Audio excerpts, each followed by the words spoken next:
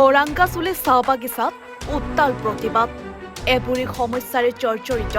বাগিচাৰ শ্ৰমিকসকল ব্ৰিটিছৰ সময়ৰ আৱাসগৃহবোৰ পুনৰ নিৰ্মাণৰ দাবী বছৰ বছৰ ধৰি খালী হৈ থকা পথবোৰ শীঘ্ৰেই পূৰণৰ দাবী অসমৰ অন্যতম জনগোষ্ঠী হৈছে চাহ জনগোষ্ঠী অসমৰ চাহ খেতিয়ে 200 বছৰ গৰকিলে সেই তাহানিৰ যুগতে নিৰ্মাণ কৰা ঘৰবোৰ আজি সহিব নোৱাৰা হৈছে ঘৰ জৰাজীৰ্ণ হৈ পৰিছে বহু শ্ৰমিকৰ আৱাসগৃহ তেনে কেইবাটাও জটিল সমস্যা লৈ ঔৰাংগাছুলি চাহ বাগিচাৰ ফেক্টৰীৰ সন্মুখত এখন্তীয়া ধৰ্ণা কাৰ্যসূচী সম্পূৰ্ণ কৰে নেতৃবৰ্গৰ লগতে কৰ্মচাৰীসকলে বাগিচাৰ চাহ শ্ৰমিকৰ আওপুৰণি বাসগৃহ শৌচালয় আদিৰ আন্তঃগাঁথনি উন্নতীকৰণৰ লগতে বছৰ বছৰ ধৰি খালী হৈ থকা 8টা উপকৰ্মচাৰীৰ পদ শীঘ্ৰেই পূৰণৰ দাবীত উত্তাল হৈ পৰে পৰিৱেশ ইপিনে পূৰ্বৰ বিভিন্ন পদত কৰ্মৰত লোকে কোম্পানীৰ নিয়মীয়া কৰ্মচাৰী মজুৰিৰ পৰিৱৰ্তে দৈনিক হাজিৰাৰ কাম কৰিবলগীয়া হোৱা বিষয়টো সমাধান কৰিবলৈ দাবী জনায়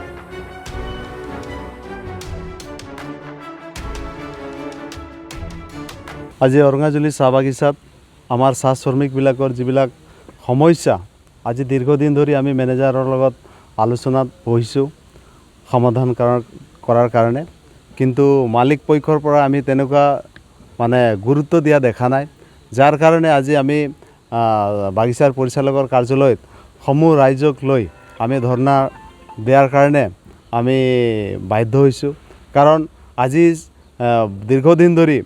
আমি লেবাৰ কোৱাৰ্টাৰবিলাক আগতে লেবাৰ কোৱাৰ্টাৰবিলাক নতুনকৈ বনাইছিল কিন্তু সেই নতুনকৈ লেবাৰ কোৱাৰ্টাৰ বনোৱা বন্ধ হৈছে ৰিপেয়াৰিঙৰ ব্যৱস্থা ৰিপেয়াৰিং যদিও হৈছিল এতিয়া ৰিপেয়াৰিঙৰ ব্যৱস্থা আজি যি হিচাপে হ'ব লাগে সেই হিচাপে হোৱা নাই আজিও মানে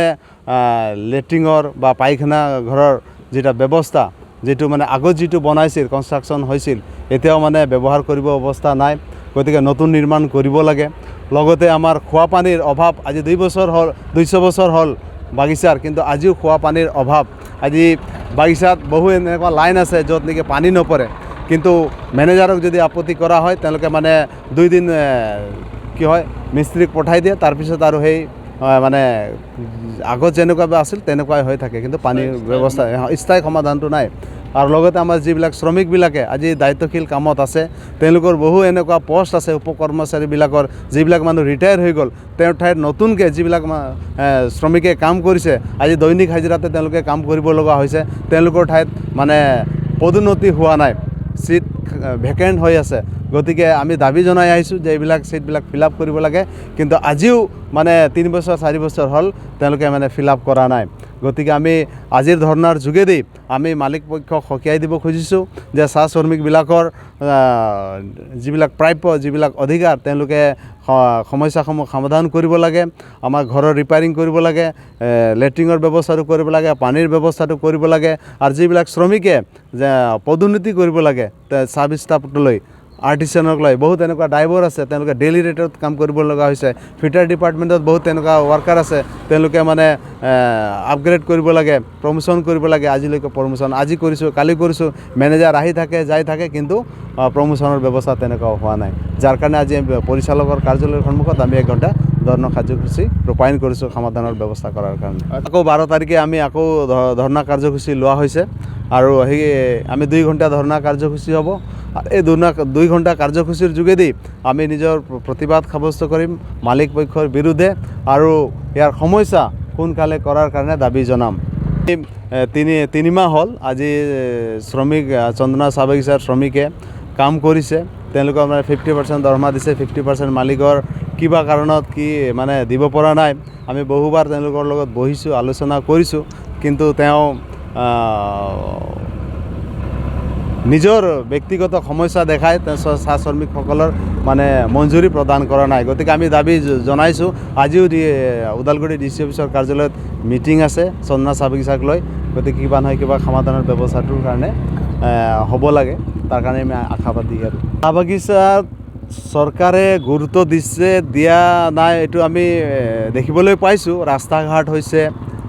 বাকি আৰু আমাৰ কনষ্ট্ৰাকশ্যন কমিউনিটি হলৰ কাম হৈছে কিন্তু মই কম যে ৰাস্তাৰ কমিউনিটি হল বনালে নহ'ব চাহ শ্ৰমিকৰ যেটো মেইন সমস্যাটো হৈছে আজিৰ তাৰিখত চাহ শ্ৰমিকৰ মঞ্জুৰি বৃদ্ধি হ'ব লাগে যদি মঞ্জুৰি বৃদ্ধি নহয়,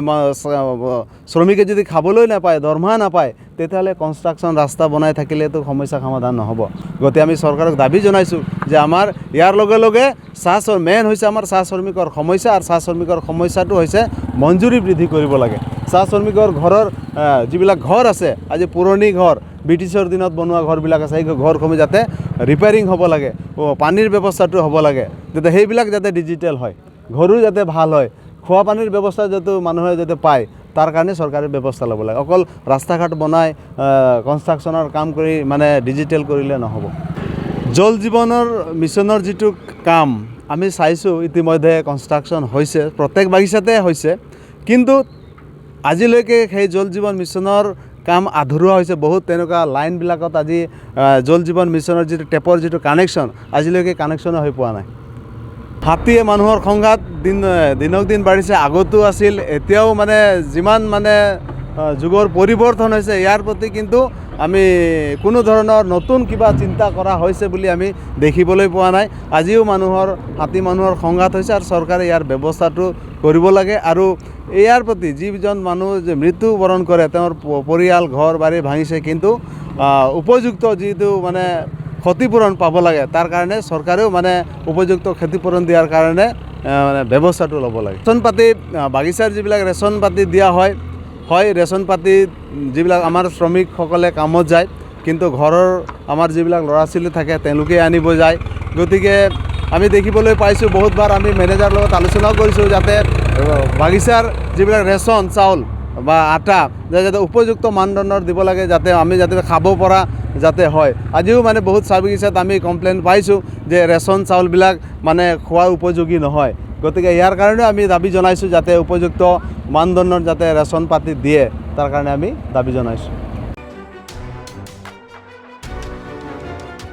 ফেৰগাঁও টংলাৰ পৰা চিন্ময় ডেকা ৰিপৰ্ট, NE 24।